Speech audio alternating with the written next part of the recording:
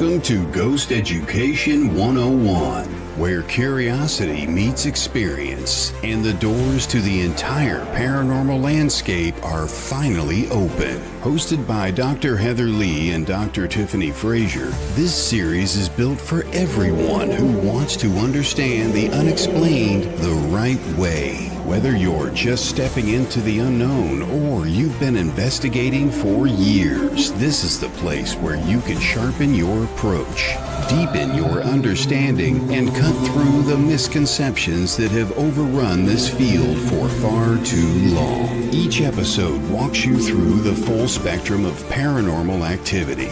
Classic hauntings, intelligent spirits, cryptids, elemental beings, poltergeist phenomenon, and the modern challenges investigators face today. We break it all down. The science, the method, and the mystery, without dumbing it down and without drifting into theatrics. Grounded in research, history, and real-world investigation, Ghost Education 101 is your classroom, your laboratory, and your gateway into the most compelling unexplained experiences on record. Learn, question, discover. Welcome to Ghost Education 101. Now, here are your hosts, Dr. Heather Leigh and Dr. Tiffany Frazier.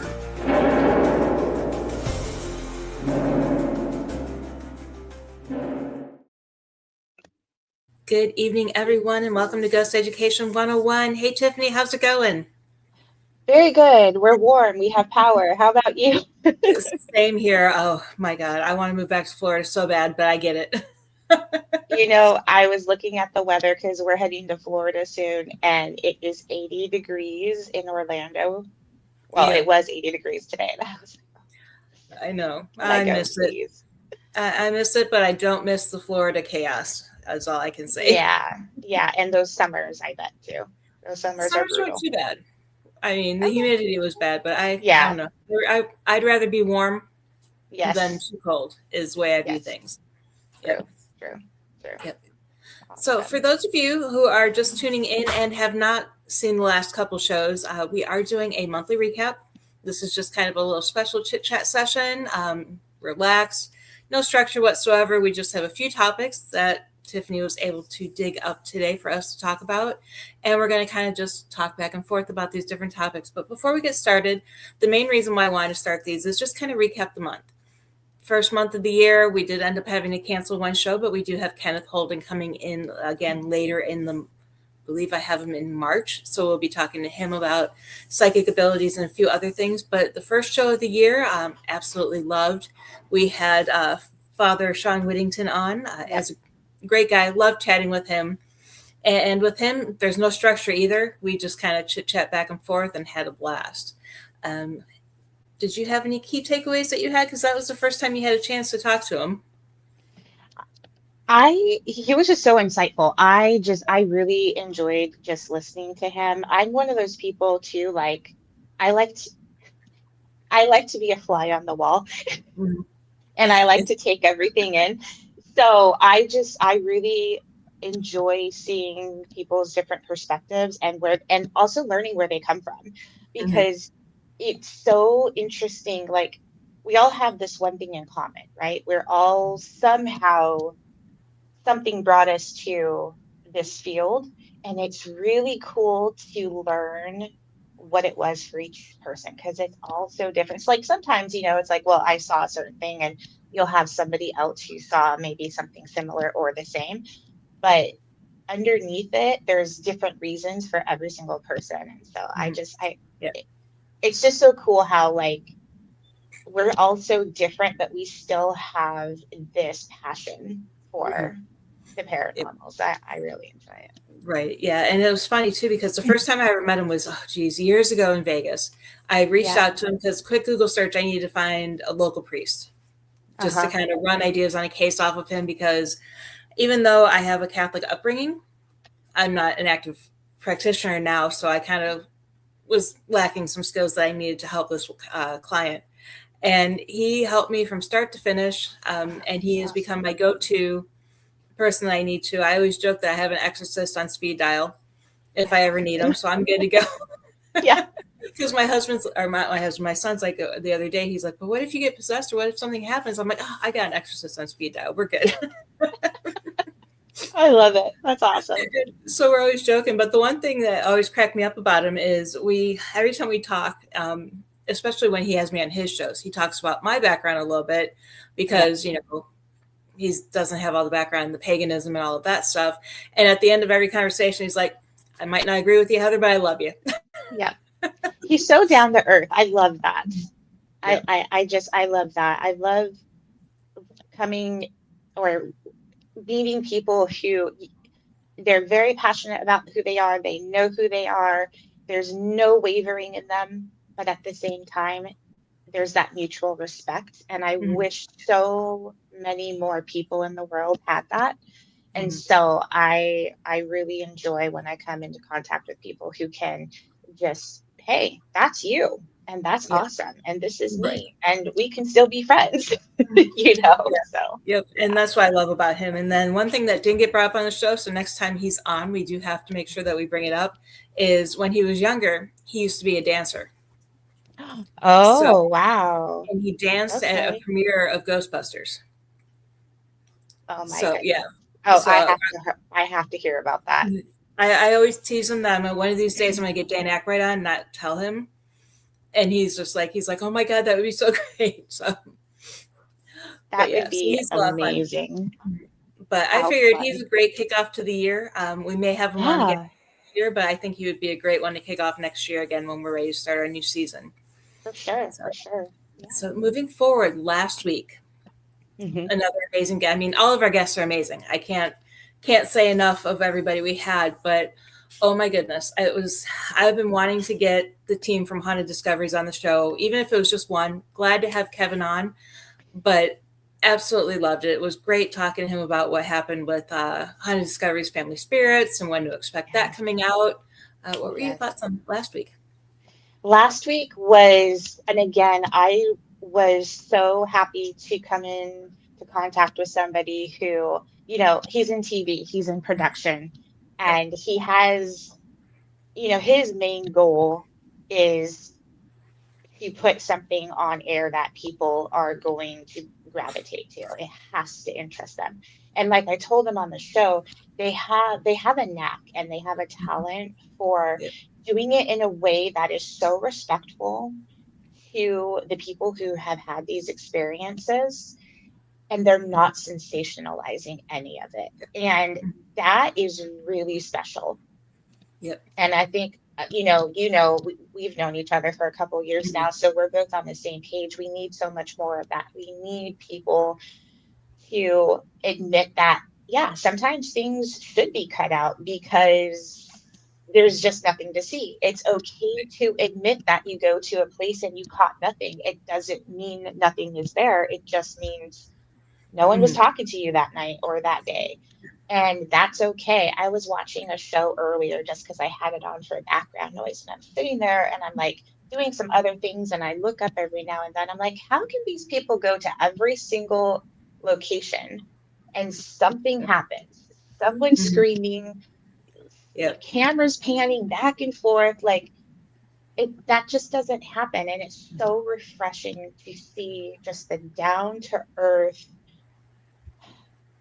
reality of what investigating the paranormal actually is. Yeah.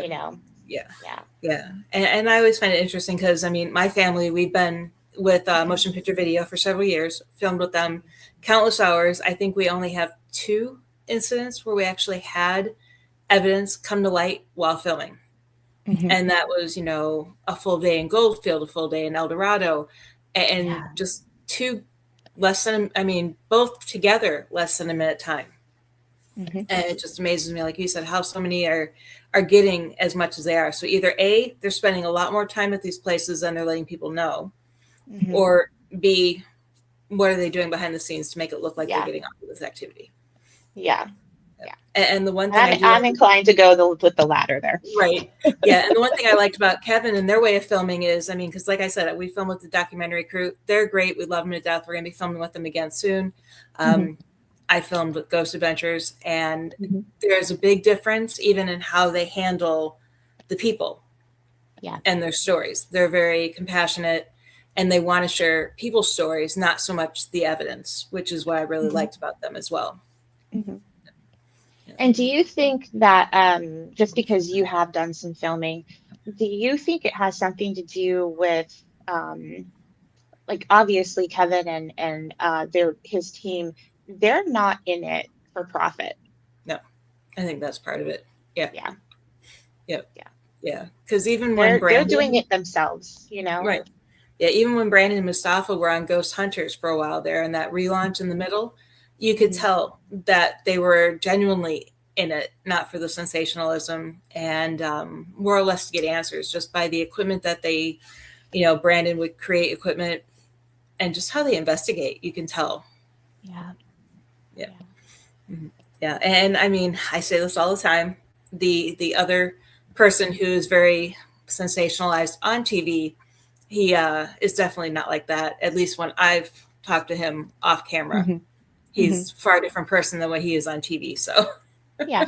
And, there's nothing wrong with that. Everybody has a job. You're allowed to make money, yep. But I think it's important for people, and this, we have the same professor. You need to think for yourself. I'm a Right. huge proponent for that. Yes. And yes, you can sit there and you can watch these. It's like watching a movie, like, like a high fantasy movie or something. Yep. It's not real, but it's Right. fun. Mm-hmm. It's the same thing. It's Yep. okay to make money. It's okay to put these cool things on TV, but what you're seeing isn't always factual. Mm-hmm. There's a Yep. difference between reality and fiction. So, Mm-hmm. Yeah. And I've even heard him say that I'm here to give the audience what they want. yeah. And that's where And that's fine. paranormal TV has gone. Yeah. So Yeah. at least mainstream. There are people who want the other stuff like what Kevin and Brandon and those guys are doing. Yeah. But it's not the money. It's, still money can be made, but it's not the money makers. Right. Yep. Okay. So real quick, we have Anton in. Welcome to the show. Hi, If anyone else is watching, feel free to ask us any questions. Again, today is just a casual chit chat back and forth. We have a couple topics. We're recapping the month. And at the end of the show, I will talk about our shows that we have coming up in February. Another amazing lineup coming up. So I'm looking forward to sharing all of that. And we are working on rescheduling the class that we had to cancel. I'm trying to get our Sundays to align so that way we can get that done. And once that's done, those of you who had notifications that you were in the class, we will definitely be reaching out to you. So one thing that Tiffany, you shared with me earlier, and I'm kind of curious as to your takes on it, but what's this? We're going back to the moon? Yeah, so I've been kind of following it, and it looks like if the weather holds and everything systems are go, February 6th is launching day for Artemis 2.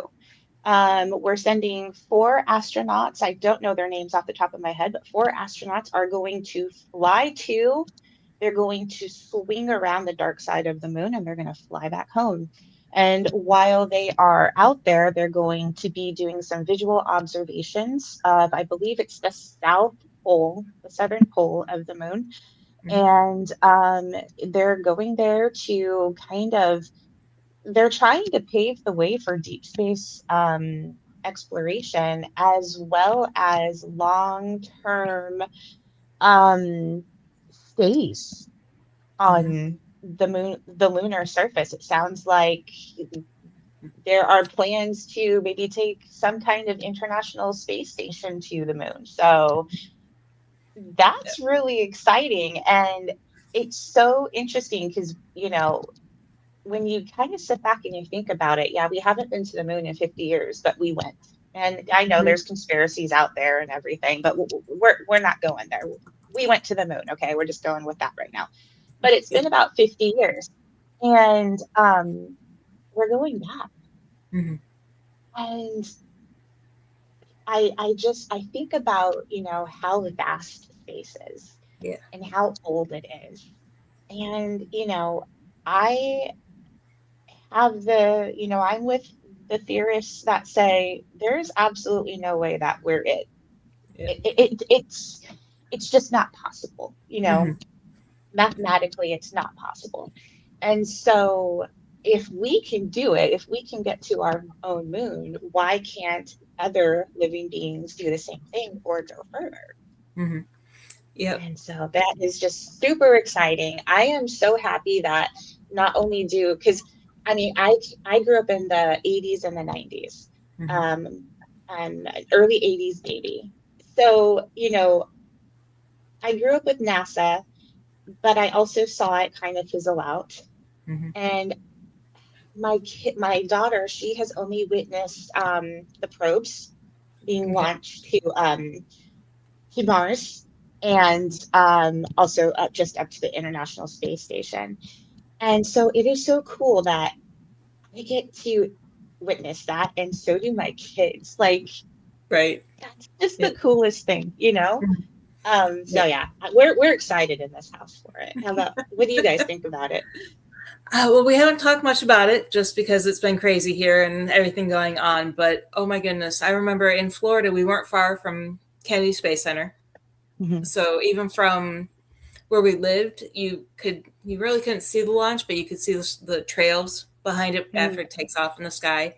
You can hear the sonic boom as it flies over. So it was always one of those things where we were always listening for it and trying to see what was going on. But I don't know. I'm looking forward to it. And whenever they start talking about it, like three things come to mind. And this is just I guess my addiction to TV and alternative future history, I guess you would say.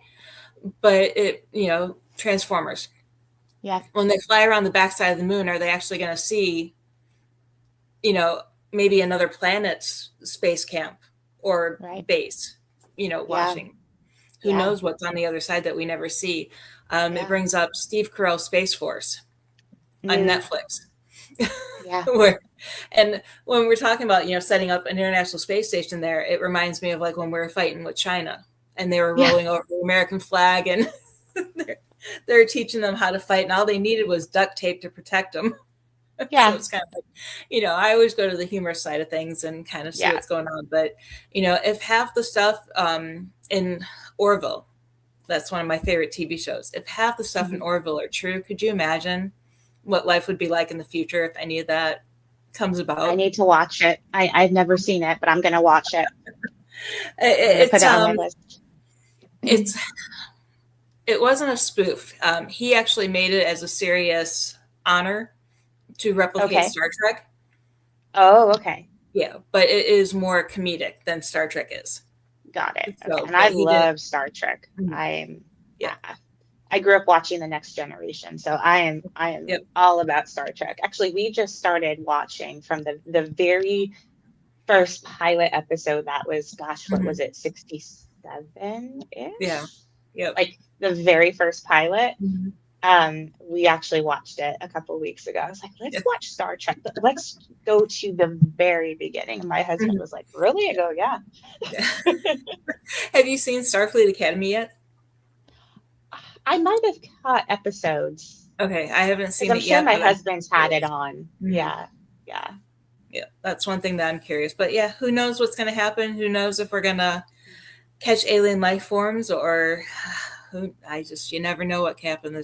Like you said, it's so vast out there. I Yeah. mean, who's to say that there isn't another, species out there that knows our capabilities and is just standing just beyond Yeah. where we can go? Hmm. Hmm. Yeah. I always think about Skinwalker Ranch and everything that they have found so far, and I cannot wait for. I think they're going to release a new season. I Mhm. really hope so because there are some ends that they need to tie up. Yeah. They cannot leave us hanging. But like wormholes. I mean, it's Mhm. it's a thing that scientists are really looking at now. Mhm. And just 10 years ago, even just 5 years ago, it was just a theory. It was like, Mhm. sure, but no Yeah. way, right? And now we're like, well, wait a minute, Mhm. what's that? Yeah. I- and everything starts as a theory. I mean, penicillin at one point, this is a theory on what we can use it for. So Hmm. who Hmm. who knows what's going to happen out there? Yeah, so I'm so excited that we are opening up this kind of just realm of Mhm. thinking and possibility. Yeah. Because like you said, this is we're doing it for these couple of reasons, but it's going to open up so Mhm. much, and Yeah. it's going to help us understand so much. Just the technology that we have now, the cameras that we have, Mhm. the detail that we're going to be able to bring Yeah. back. Like Mhm. it's going to Yeah. be incredible. So, Mhm. Yeah. And then the next thing that you had mentioned in our list of things to talk about that I found interesting because in my world, I think the number's kind of low, but it's oh, who you all surround yourself with. true. But you found stat on 1 in 4 people believe in ghosts. Yes. So a new Gallup poll, and this one was released, I think it was this past October. So this is very recent. 1 in 4 Americans say they do believe in ghosts. Mm-hmm. And so I went back and I did some research, and just 30 years ago in the mid 90s, it was only 1 in 4. Mm-hmm. So that's quite a jump. Right. Now, like you said, it depends on who you're interviewing, but Yeah. still, like Mm-hmm. that's a jump. I mean, I know when I was growing up, I could not tell anybody what I had experienced. Mm-hmm. And what I experienced was probably 2000, um, maybe 2001. No, it was about 2000. And Mm-hmm. so, you know, just in this short amount of time we have all these people can, yeah, I believe it. Or I know some people are like, well, I think it's possible. And that's huge too, Mm-hmm. you Yeah. know. And I think one of the reasons obviously is TV. We Mm-hmm. have the shows, the shows got really big in the early 2000s. And I think it also helped people understand. It did for me, at least. It Mm-hmm. gave me kind of that outlet of, okay, I know what I saw and I wasn't the only one. Right. So it really helped me because I had nobody I could talk to.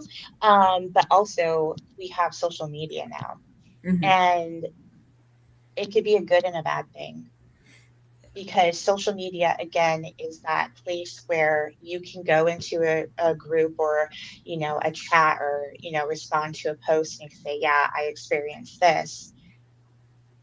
But you also don't know sometimes what is genuine, Mm-hmm. what's factual, and that makes it really hard. Yeah. So again, it always comes down to surrounding yourself with people who you trust, and not trust just because you like what they say, but Right. you trust them because they know their stuff, Mm-hmm. right? And they're not just out to gain followers or, to gain popularity. They have like a real passion for it. And as we have people, kind of in our, for all the youngins, in our Rolodex Right. of people that we consult with when we Mm-hmm. run into these situations of, man, I mean, I've consulted with you on a couple of things. Yep. I'm like, I'm stuck. I just, and you're honest with me. You're like, Mm-hmm. hey, you were there, you experienced it. But I wasn't. So from a perspective of this is how I have to look at it, Mm-hmm. it could be any one of these things on this list, and it could also be any one of the things on this list, Right. and Yep. that is so helpful because you have mentioned things to me that I would have never thought of. Things that if I'm in that situation again, I can look for that Right. and make sure Yep. that I can try and correct it to make Mm-hmm. sure if I do capture anything, that's been taken care of. You know Right. what I'm saying? Yep. And so that's what you're looking for. You're looking for people who can not discount you, but tell you, I believe everything you're saying. Was this done? Was this done? Was this Mm-hmm. done? Yep. I can't stress how important that is Right. because we see so And, much talk and just so much crap going around. And you're like, right. are you kidding me right now? And one thing that's interesting with that stat that you shared is what are your thoughts on, are more people actually believing because of TV, or is the same number of people believing that were before, but now they're not so afraid to share that they believe? Yeah, I think it's a little bit of both, Yeah. honestly. Mhm. Um, I think, and you know this, I am starting to dive deep into this research and theory of um, just our surroundings and what we're Mhm. taking in, Yep. and how that can influence the things that we believe. Mhm. Um, and I think that plays a role in it too. Yep. If you're constantly in front of TV, if you're constantly watching these programs, if you're constantly, if you're following all these groups and that's all that the algorithm is showing you, and something happens and you're not in the frame of mind where, you can try and explain it with something natural, like, Mhm. investigate, okay, well, yeah, there's things hitting my house because there's literally sleet hitting my house at the moment. Mhm. It's not somebody tapping on the window, stuff like that. Um, that can really change the way a person perceives their surroundings. Mhm. Yep. And so I think I think there's so much that goes into why all of a sudden people are believing. I think a lot of it also has to do with society's kind of crossed into this way of kind of this mentality of, well, I'm going to do what I'm going to do, and you can like it or you don't. Right. And that's fine. That's okay Mhm. to a point. Um, but you have to also be honest with yourself. Mhm. Yep. You can't just isolate yourself and surround yourself with people who are going to, feed you what you want to hear just to Mhm. make you feel good. I think it's really important to understand that. And I think it happens a lot, Mhm. especially with our younger people. Um, so I and it's a difficult world to live in now because there's Mhm. all of these things that you have to take into consideration that we never had to think about, right? We went to school, we hit a certain age, we also went to work maybe, and then we came home, Right. and now we're just surrounded, like we have our phones, we have iPads, we're just constantly surrounded with feedback, Mhm. Yep. and it makes people want to jump on a bandwagon, and we just have to be careful. Mhm. um, like I'm Yep. always stressing to my daughter, if you're talking to somebody and even for a split second you get that feeling of, I just don't know, Right. or it's not quite right, I tell her, I say, you got to Mhm. walk away. Yep. Mhm. Don't ignore your instinct. Mhm. Don't, Yep. so. Yeah. Yeah. And one thing, when you brought up technology, it's kind of interesting. I'm taking a class right now on media psychology, and this is the Oh, book they have us reading. oh, nice. And as I'm reading it, it relates so much to what's happening in the paranormal field on social media. It's so, I mean, I'm I gonna know have to get that book. it's not a light read, but it is very, very good. And I'm actually probably going to end up reading it a couple times because it's Hmm. printed out. But it talks about, like, the first day of class, we had to mark down every time we used technology Hmm. and what we used it for, what we were doing while we were using it. So, like, in the morning, scrolling the news while eating breakfast, Yeah, and it kind of really opened my eyes more so to the doom scrolling, I guess you would say, yeah, yeah. and how you And just end up down those rabbit holes. yeah, and there's a time and place for everything. Like we grew up watching is just TV. I mean, that's all we had. We watched TV, and even our parents were like, "You're watching too much TV. You're gonna rot your brain. Don't sit Mhm. too close. You're gonna go cross-eyed." Like. And now it's the phone, and it's Mhm. just constantly it's Yeah. social media. So, Mhm. um, Yeah. But on the bright I side, we didn't go cross-eyed. We didn't we rot did our brain. we So, didn't. so hopefully our kids won't do the same. Yeah. Yeah. And then, before moving on to the last thing that I know, I'm going to let you talk about this because it's something Mhm. that you watched, but I didn't.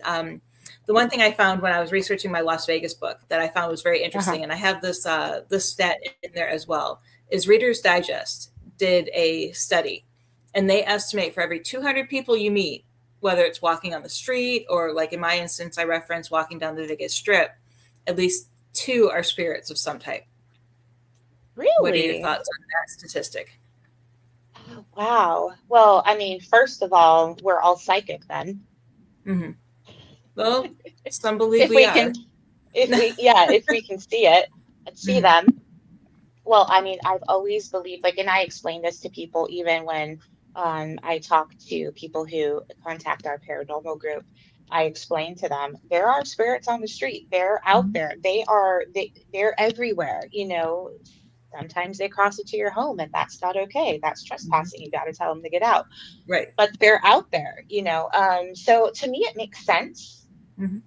I'm surprised that they're referencing the fact that we're actually aware of them and can like actually see them. That's what's very interesting to me. And I'm wondering if are we aware of them, or you know, we might know that they're there, but are they really? Do we know that they're a spirit though when we're interacting with them? Right. Or here goes my brain. Could there be like a crossing of dimensions at some point? Yep. You know, because I've been to the store and passed by a person in an aisle, and then like a split second later turned and they're not there. Like that's actually happened to me. Yep. So is it actually like a spirit as we think of them traditionally, or is it like some kind of like just opening in a dimension and we're kind of getting a glimpse into like the same, it's just a different world, but like there's another me and there's another person and we just cross paths somehow. So yeah, I know my husband and I were talking about the other day when we lived in Vegas, there was this little side road that we would take home from the grocery store. And there were a couple of times where I'd be like, you know, it'd be late at night and I'm like, man, why are they walking in the middle of the street at night? And as you pass by them, you look in your rearview mirror and there's nobody there. Yeah. So I know that happened several times to me. So it's kind of or like when you think you see something at the corner of your eye. Right. Like when you're walking. Yeah. So. Yeah, I think it was Grant from Ghost Hunters. One of his theories is, you know, we're all on wavelengths.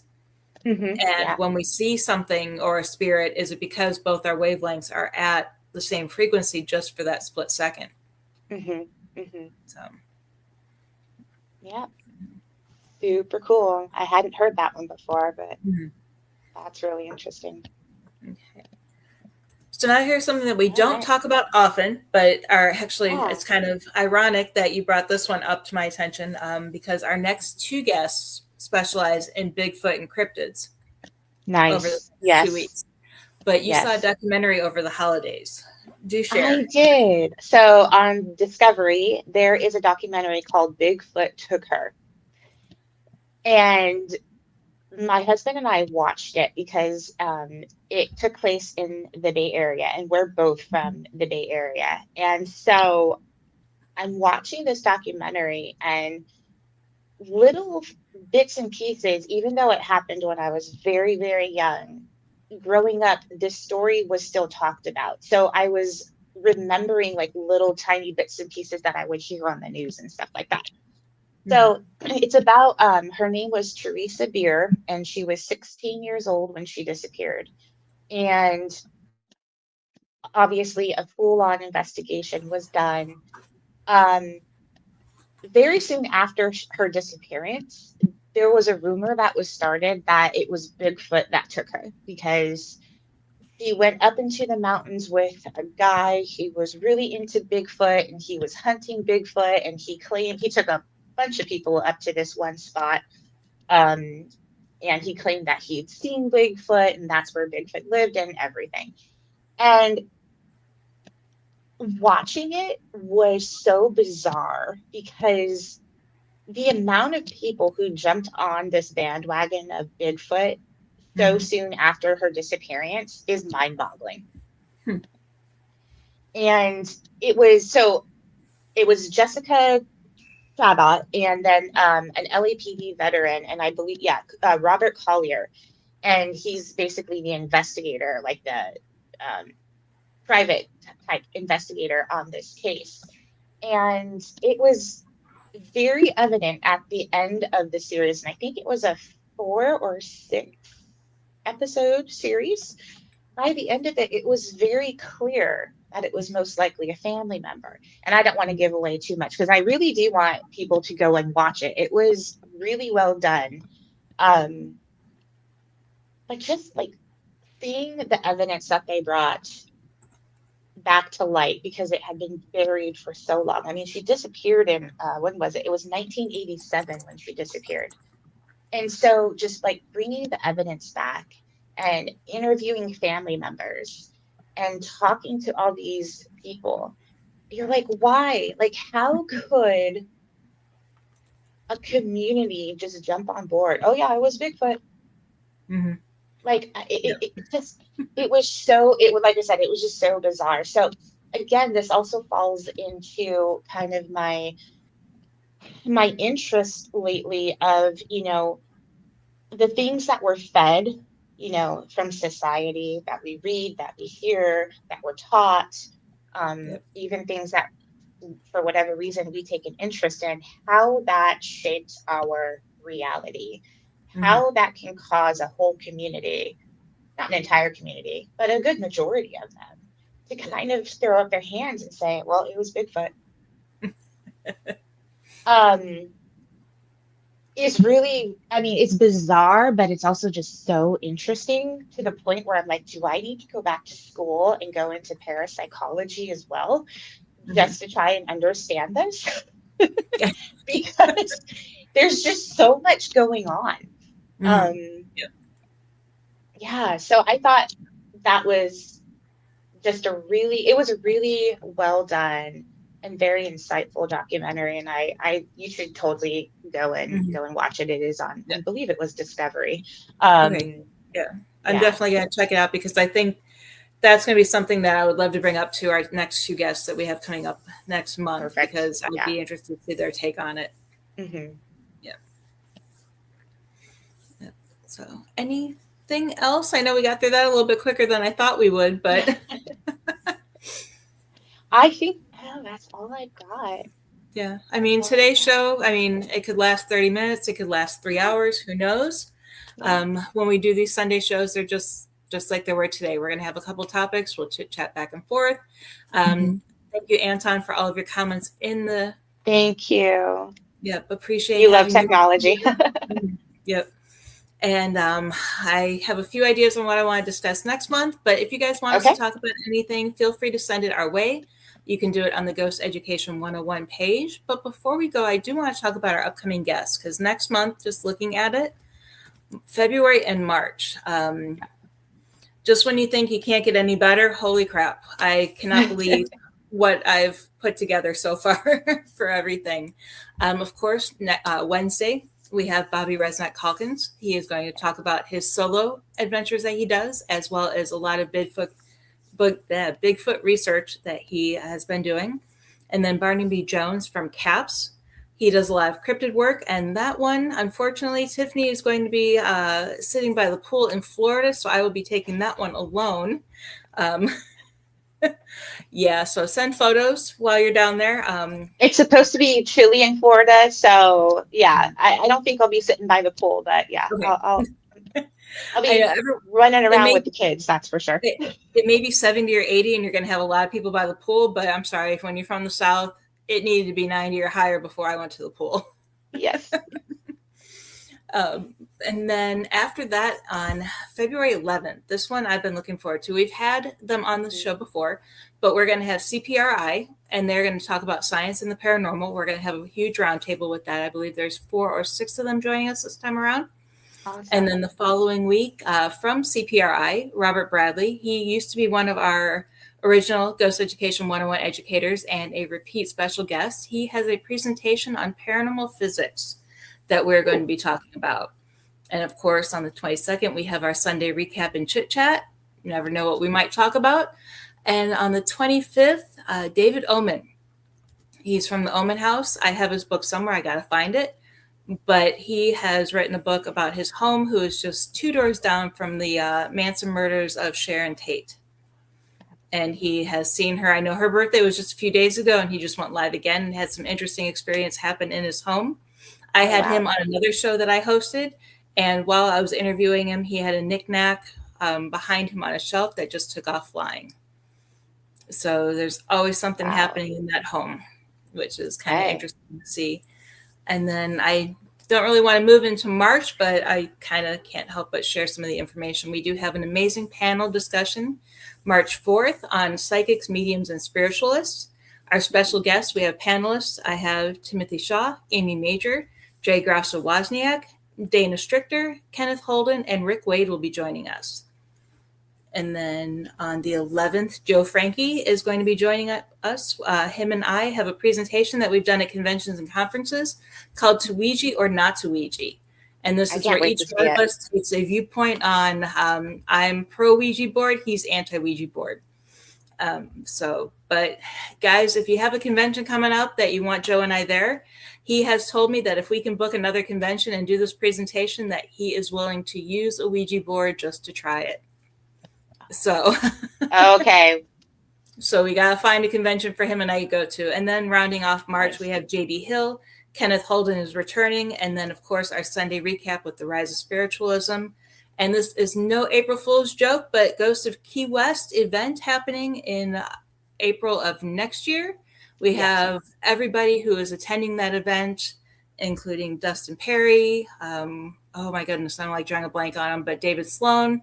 I think there's 6 or 7 guests that are going to be down there. There's a lot, joining us to promote their event and have a panel discussion on what to expect. That's going to be so much fun. Yeah, and I could keep going on and on and on because I've been working hard on this and yes, you have. We have a bunch of stuff, including a panel discussion on cryptids, paranormal historians. Kevin Quills will be joining us again on psychology and help, or spiritualist help.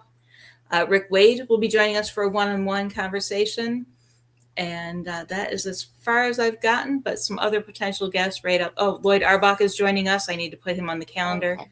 He is joining us with a presentation as well. And I'm just looking through the list of everybody I've reached out to. There's going to be quite a few people once I confirm some dates that this year is going to be absolutely amazing. Yeah, I am so looking forward to it. And I hope you guys are looking forward to it too.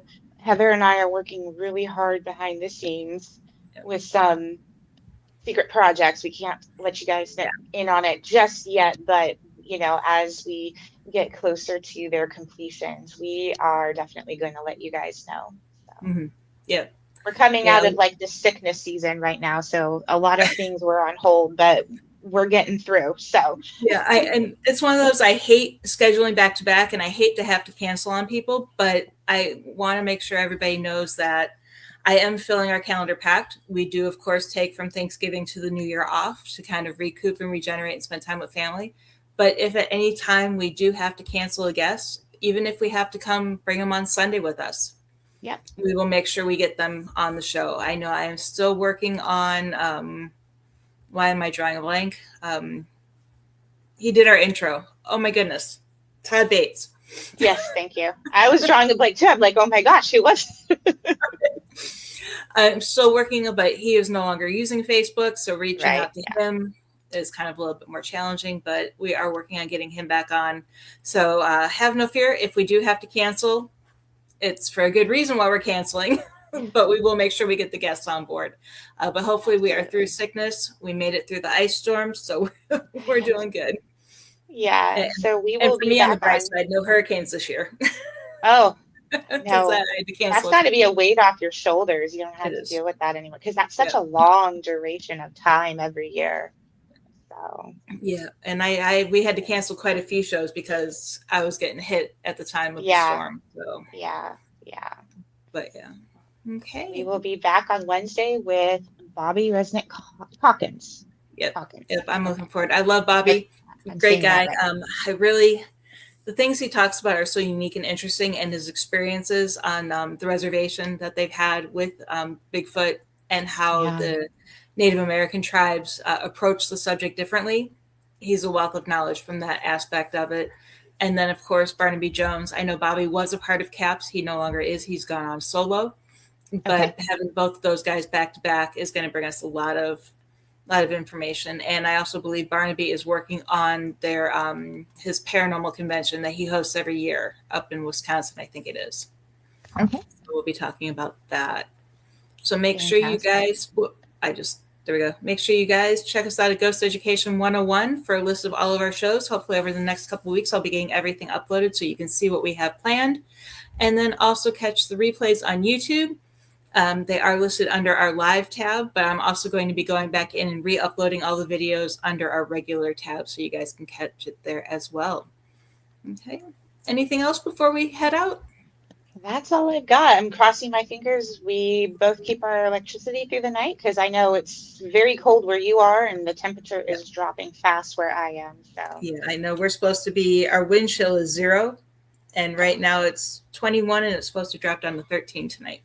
Yeah, that's brutal. So yeah, stay warm. Everybody stay warm. And half the country is in our position right now. Yep. So this was a doozy. Mm-hmm. Yep. So everyone stay warm, stay safe out there. And as always, just don't hesitate to reach out to us if you have any questions or need any assistance with anything. And we will see you all Wednesday. Have a great night. Night, guys. Bye.